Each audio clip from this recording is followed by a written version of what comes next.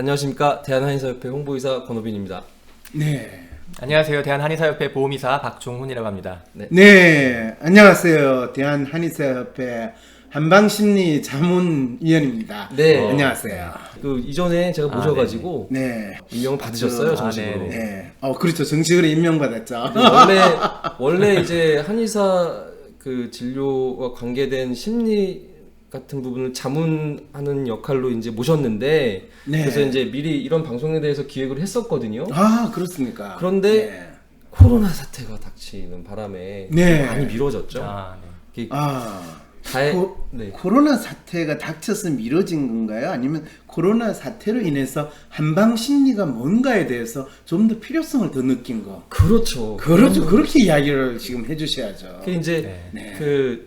코로나 사태가 닥치면서 사실은 대한한의사협회가 코로나 사태 전화 진료라는 사업 때문에 거의 반올인한 상태입니다. 지금 거기 팀장님도 맡고 계시거든요. 아, 그러세요? 네. 전화진료. 네. 코로나19 환자들이 격리 상태에 있으니까 병원에 올 수가 없잖아요. 네. 그런 분들을 위해서 저희가 확진자 대상으로 한의사협회에서 비대면 전화 진료를 하고 있어요. 저는 이 한방심리, 한의심리 입장에서 봤을 때 진짜 이 한의 또는 한방이라는 것의 장점을 지금 이 코로나 사태에 진짜 잘 발휘하셨는가에 대한 의문이 조금 드는데, 왜 그러냐면요, 제가 이번에 코로나19 바이러스로 인해 가지고 일어나는 모든 사태를 보면서 이 경우에 의료진들이 사투를 했다라고 이야기할 때 이상하다. 코로나19 바이러스에는 특별한 약도 없다는데 의료진들이 대체 누구랑 무엇을 가지고 사투를 했는가, 이런 생각들이 많이 들어가지고, 안 그래도 오늘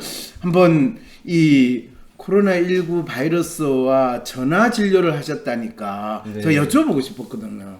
대체 이건 한방이냐 양방이냐를 따지기 전에 대체 코로나19 바이러스 확진자, 그리고 더 놀라운 거는 코로나19 바이러스 확진자인데 무증상 감염자가 최소한 한국도 30-40%는 될 거라고 저는 예상을 하거든요. 코로나 현재 특징 중에 하나죠. 네.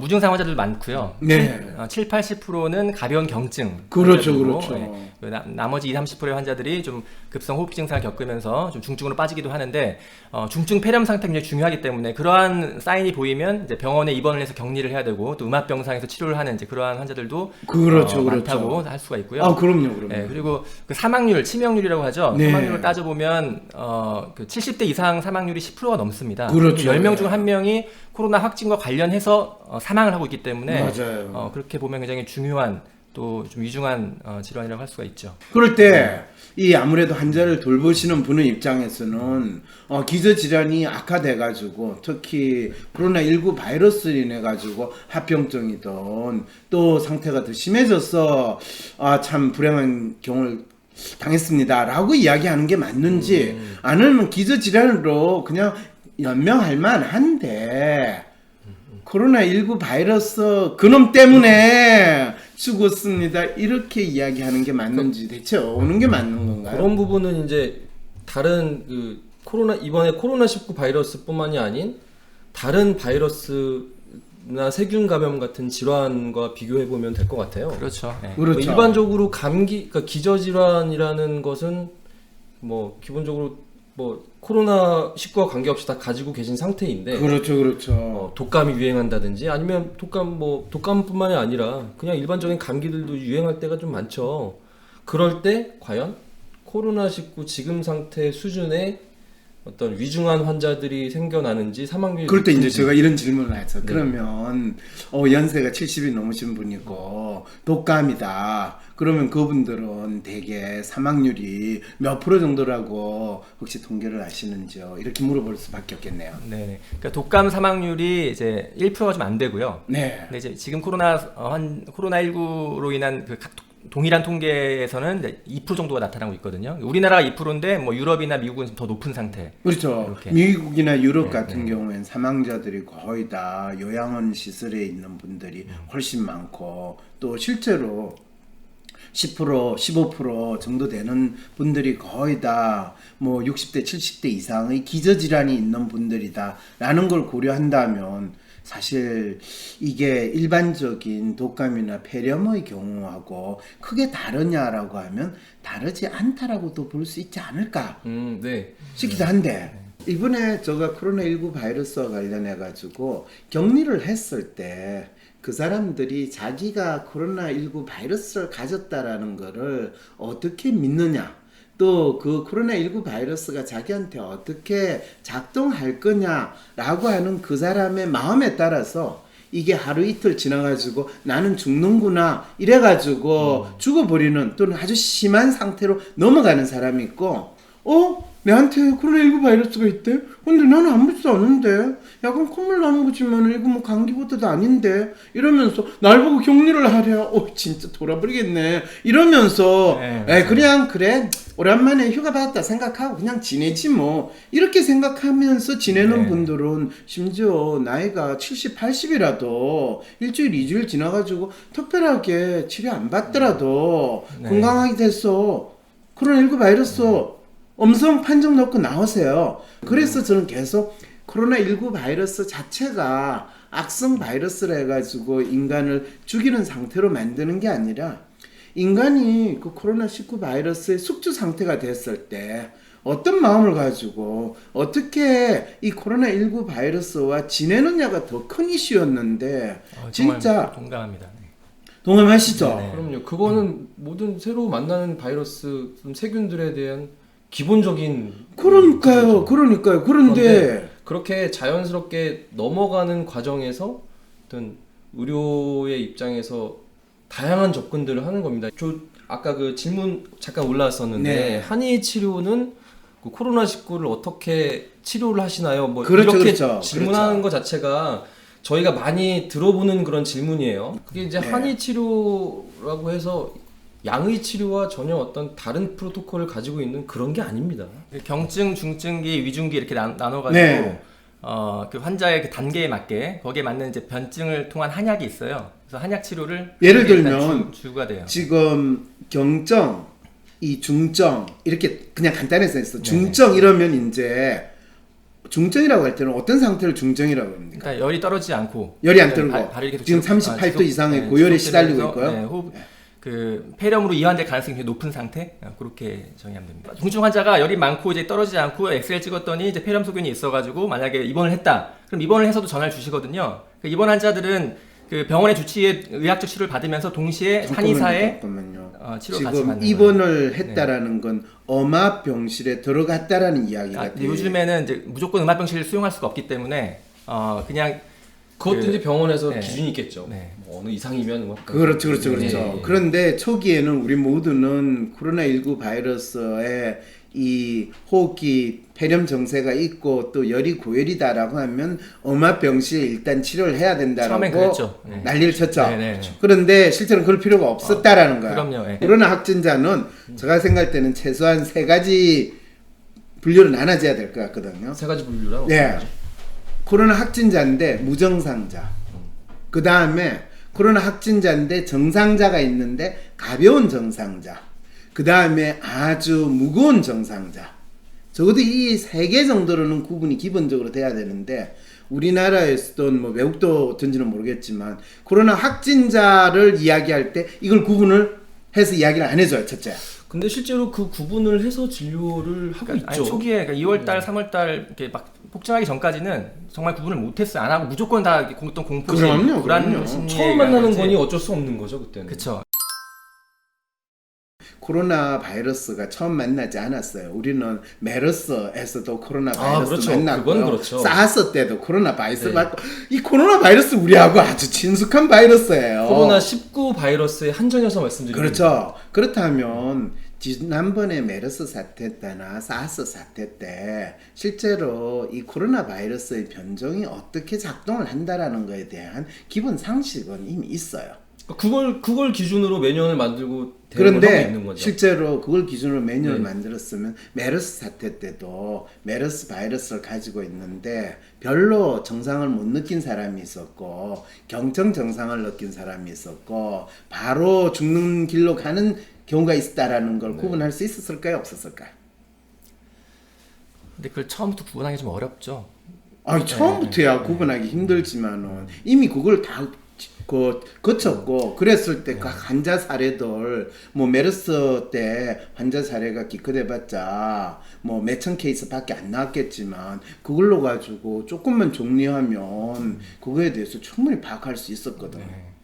그래서 우리는 이번에 이 병원을 중심으로 해가지고 감염되는 거에 대해서 상당히 나름대로 컨트롤을 잘 할 수 있었고 또 이 확진자 동선 추적 이 역학 조사 이거 자체를 무엇보다도 열심히 잘할 수 있었던 거는 메르스의 경험 때문에 우리가 알았는데 정작 재미있는 거는 메르스 때 그 메르스 환자들을 어떻게 치료했고 그게 정상에 따라서 어떻게 발현됐는가에 대해서 지금까지 의료진들이 그거에 대한 구분하는 법을 정리를 안 했다면 그거는 진짜 더 황당한 일이죠.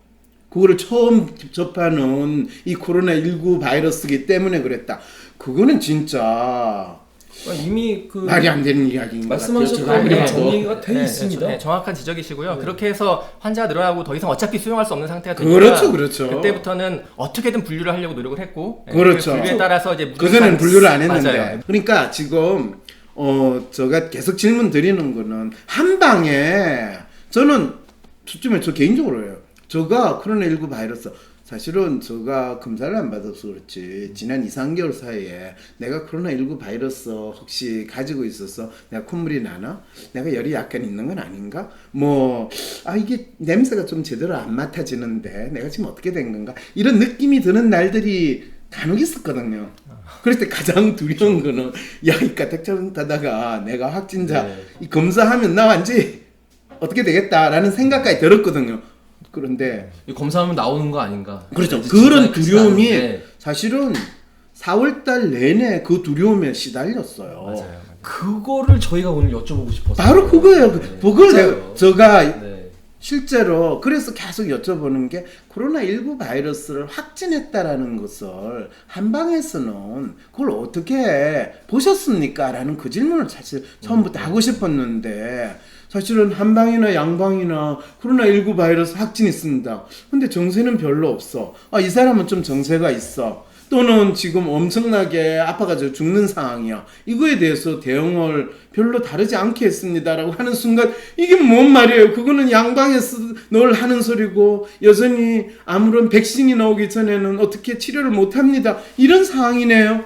라는 상황으로 가버리는 상황이 벌어진다는 거죠. 근데 저는 한방이라면 그냥 우리 늘 듣잖아. 기가 약해가지고요. 지금 아무래도 원래 코로나19 바이러스하고 잘 지내실 수 있는데 지금 이 신체가 조금 과도하게 반응을 해서 콧물도 나오고 열이 있는 것 같군요. 그러면 어떻게 한방으로 봄에 그걸 양방 표현을 하면 면역력을 좀 올리듯이 아니면 자기 스스로 좀 신체가 잘 돌아가게 이거 지금 약간 사이비 한방 한의사 지금 제가 모방해서 맞습니다. 이야기를 하고 있는 거거든요. 일반인들이 그렇게 생각한다면 그런 부분들이 있었기 때문에 그럼요. 저하고 친한 한의사분들이 항상 저한테 네. 그렇게 설명해 주니까 이렇게 이야기하면 한의사 코스프레 할 수 네, 있겠구나 라고 해서 제가 이제 이런 식의 이야기를 하는데 그렇게 했을 때 그래 내가 요즘에 안 그래도 스트레스 받고 이 길거리 지나가면 전부 다 마스크 쓰고 있어가지고 꼭 이 공기 중에도 막 바이러스가 떠돌아가는 것 같고 우리 집 주위에 공사한다고 지금 난리 치는데 여기서도 땅 밑에 있는 바이러스가 막 나오는 것 같은데 이 바이러스랑 내가 어떻게 지내야 될까? 이럴 때 우리 착하게 우리 사이좋게 지내자 이런 마음으로 지낼까? 내가 네 바이러스를 박멸하고 말 거야. 철저하게 발본색을 하겠어. 이러면서 신경 쓰면서 지내는 게 나을까?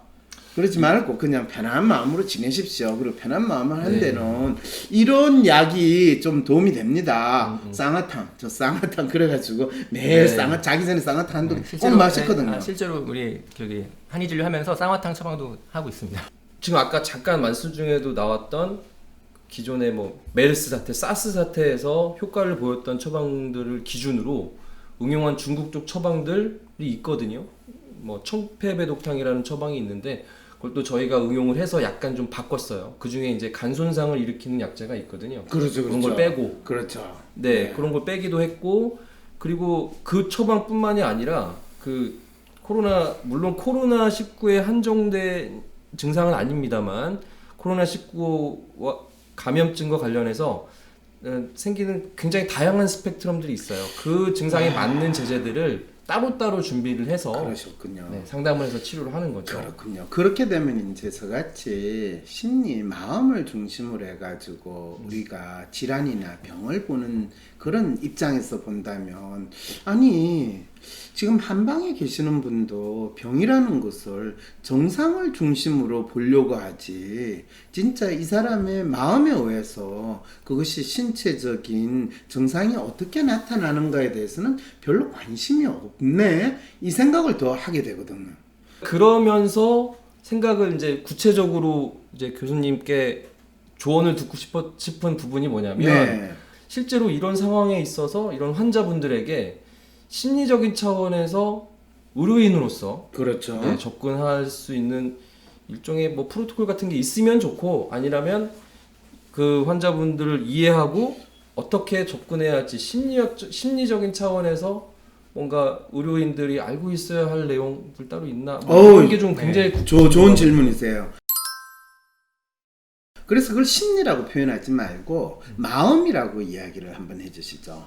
그리고 이 환자라고 이야기했을 때는 이 환자라는 사람은 지금 증상이 나타났다는 것은 몸에 있어서 우리가 병이라고 하는 증상을 보여주고 있다, 이렇게 되는 거죠. 그러면 이 몸에 있어서 나타나는 이 증상이라는 것은 몸 자체가 갑자기 이상 반응을 보이고 장기가 손상돼서 일어나는 증상인가, 아니면 마음에 어떤 그 두려움이 됐든 불안이 됐든 마음의 스트레스가 됐든 마음이 이상 반응을 일으키니까 그 마음을 내가 말로 이야기하고 내 마음을 잘 표현할 수 있는데, 대부분의 사람들은 자기가 어떤 상황에 있는지도 모르고 하니까 그냥 폭풍우같이 불안이나 두려움이 몰려오면 그걸 말로 표현하거나 자기 스스로 생각할 수 있는 것보다 우리 몸이 먼저 반응을 해줘요. 왜냐하면 마음과 몸은 상당히 밀접하게 연관이 돼 있는데, 내가 머리로서, 내가 생각으로서, 말로서 표현하지 못하는 거를 몸이 내가 대신 땜빵 해줄게, 너를 내가 보호해주마, 이러는 식으로 이 몸이 작동을 하거든요. 그래서 저는 마음은 상당히 예민하고 섬세할 뿐만 아니라 간교한 특성을 가진 어떤 캐릭터고, 몸은 좀 우직하고 약간 무식하고 또 그러면서 이 상남자 같은 그런 스타일이 인간을 이루고 있는 몸과 마음의 특성이고, 그 둘은 상당히 밀접한 관계가 있다라고 하는 것을 여러분들이 먼저 심리라고 할 때 마음이 무엇인가에 대한 이해부터 먼저 하셔야 돼요. 네. 그리고 보통 우리가 뭐 부처님 말씀하신 생로병사를 이야기하면서 병을 이야기할 때 병이라는 게 뭐냐라고 하면 바로 대부분의 사람들이 느끼는 거는 몸에 있어서의 손상, 또 몸에 있어서 장기의 손상이 됐든지 또는 세균에 의해서 감염이 됐든지 이런 것이 전통적으로 우리가 병이라고 생각을 해요. 그런데 이번에 코로나19 바이러스는 아주 희한한 놈인 거예요. 왜냐하면 코로나19 바이러스는 세균이 아니라는 거는 아시죠? 바이러스죠. 그렇죠, 그렇죠. 네. 바이러스와 세균의 가장 큰 차이가 뭔지 아세요? 내가 이런 질문을 하는 건 이 부분 되게 기분 나쁘겠지만 그래도 그냥 우리 그럼 어디서부터 설명을 아니요 그거 간단하게 네. 한마디로 설명할 수 있어요. 세균은 그 자체로 생명체예요. 뭐 숙주의 세포 감염, 단위의 뭐 생명 이런 활동을 하느냐. 그렇죠. 정확히 그렇습니다. 세균은 세포 단위로 그 자체로 생명체예요. 그래서 그 자체로 살아갈 수 있어요. 그런데 코로나19 바이러스는 숙주를 필요로 해요. 그런데 이게 가지는 게 상당히 재밌는 의미를 가지고 있어요. 우리가 몸만으로 인간이 살 수 있는가? 아니에요. 인간은 몸과 마음이 같이 있어야 돼요. 마음으로만 인간이 살 수 있느냐? 없어요. 인간이 마음이 살려면 몸을 필요로 해요.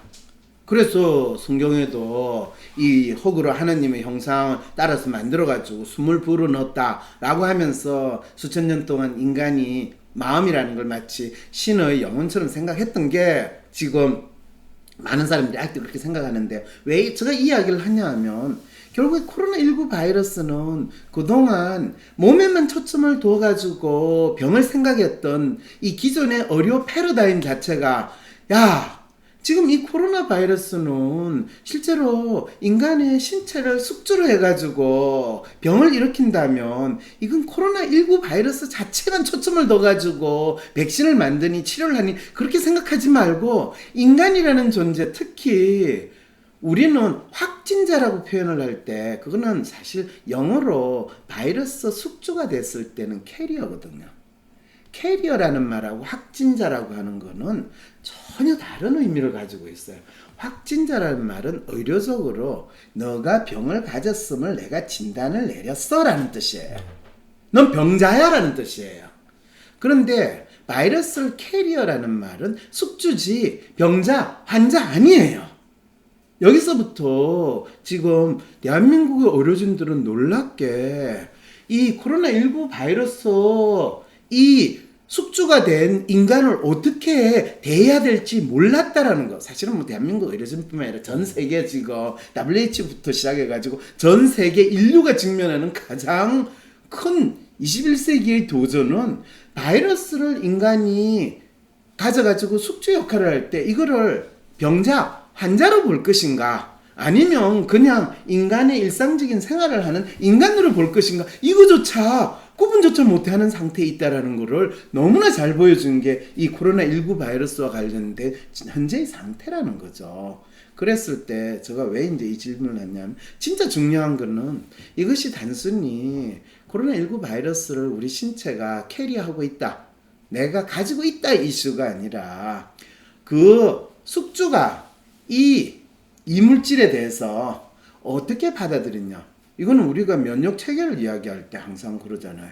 뭐 이물질이 들어오면 기존에 우리 몸에서 그 이물질과 싸워가지고 그러다가 뭐 죽거나 또는 잘 격퇴해가지고 그거 한다. 이게 이제 병을 치료하는 기본 모델이거든.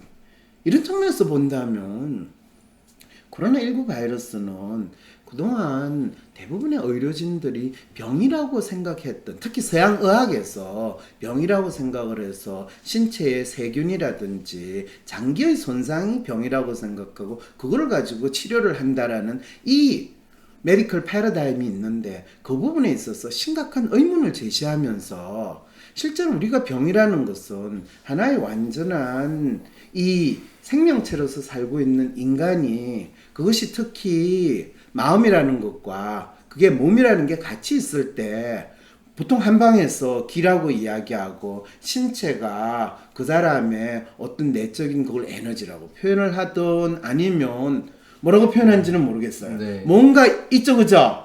기라고 여러 여전히 가지가 표현을 있죠. 하나요? 장부에 뭐 어떤 감정을 배속하기도 하고. 그렇죠. 그걸 감정이라고도 표현을 하기도 하고, 저는 그걸 마인드라고 이야기를 하고 마음이라고 이야기를 해요. 근데 한방에서는 되게 이제 기라는 걸로 표현을 하고 한다라는 그 정도인데, 그게 더 구체성은 갑자기 이상하게도 한방에서는 제가 한의사분들하고 이야기를 하면 더 이상 안 들어가요. 그 기의 정체에 대해서. 그러면 일상 환자가 보이는 증상과 어떻게 연결이 돼 있습니까? 그 환자의 특성하고는 어떻게 관련이 돼 있습니까? 아, 태양인, 태음인, 그거 말고요. 그 사람이 평소에 자기 자신에 대해서 어떤 믿음을 가지고 살아가고 또 자기한테 일어나는 신체적인 변화를 어떻게 받아들이고 또 내가 아프다라고 할 때 그 아픈 거에 대해서 그냥 내가 무리했으면 좀 아플 수 있지. 아니야, 무시무시한 코로나19 바이러스가 나를 지금 습격했어. 나는 이제 죽을. 이렇게 되는 거. 각각 이 자기가 스스로 자기 자신을 받아들이거나 자기 자신에 대해서 믿고 있거나 자기가 겪고 있는 경험에 대해서 어떻게 이거를 이제 보통 해석하느냐 또는 그걸 믿느냐에 따라서 상당히 달라지는 신체 반응들이 나타나거든요.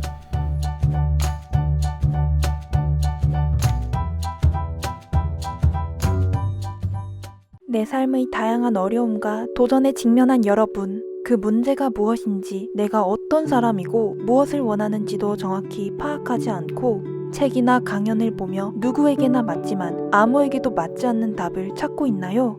책이나 강연에서 남에게 맞는 답을 찾는 것은 이제 그만. 지금부터 나에게 맞는 해법을 찾아보세요. 하버드 심리학 박사님이 만든 한국인 맞춤 성격 검사 WPI, 리얼리스트, 로맨티스트, 휴머니스트, 아이디얼리스트, 에이전트 5가지 유형 중 자신의 기본 성향을 파악하고 릴레이션, 트러스트, 매뉴얼, 셀프, 컬처 5가지 항목 중 자신이 무엇을 중요시 여기며 살아가는지 알아가며 여러 성격 유형의 사람들을 실제로 만나 함께 각자의 고민과 욕망에 대해 학습하며 나의 성격에 맞게 문제를 해결하고 성공하는 방식을 배우실 수 있습니다. 바로 6월 13일 열리는 WPI 초급과정 워크숍에서 말이죠. 온라인으로도 참여 가능합니다. 관련 문의는 사람에 대한 지혜를 나누는 위즈덤 센터. 위즈덤 센터가 삶을 고민하는 많은 분들에게 사회적 기업 활동으로 무료 상담을 받을 수 있는 프로그램을 만들었습니다. 상담 비용이 부담스러우신 분, 자신의 고민이나 아픔의 정체가 무엇인지 알지 못해 상담을 주저하셨던 분을 위해 상담 기회를 제공합니다. 상담을 통해 자신의 마음을 확인하고 자신의 문제에 대한 통찰을 경험할 수 있을 것입니다. 어떻게 해야 할지 모르겠어. 점이라도 볼까? 점보다 더 용한 검사 있는 거 몰라? 무슨 검사? WPI 검사. 내 삶의 해답을 원할 때 비과학적인 점이나 서주가 아니라 과학적인 검사 WPI에서 제대로 된 맞춤 해답을 찾아보세요. 검사는 황상민의 심리연구소 사이트에서 하실 수 있습니다. 황상민 박사님과 1대1 비공개 상담을 할 수 있다고요? 비슷한 WPI 프로파일, 상담 사연을 봐도 알 수 없었던 자신의 본질적인 문제를 파악하고 생각지도 못했던 실용적인 해결 방법을 얻으실 수 있습니다. 자기 삶의 통찰을 얻으시고 반복되는 문제에서 벗어나 원하시는 삶을 살아가세요. 관련 문의는 위즈덤 센터로 연락 바랍니다. 때론 귀여움으로, 때론 멋진 스타일로, 때론 호통으로, 또는 날카로운 통찰로, 때론 허당미까지 당신의 불면을 밝혀줄 황상민의 심리상담소가 훨훨 날아갈 수 있게 작은 약속이 모여 응원해주세요. 후원해주세요. 당신의 후원으로 쑥쑥 크는 황심소. 해피 나눔을 통해 후원 가능합니다.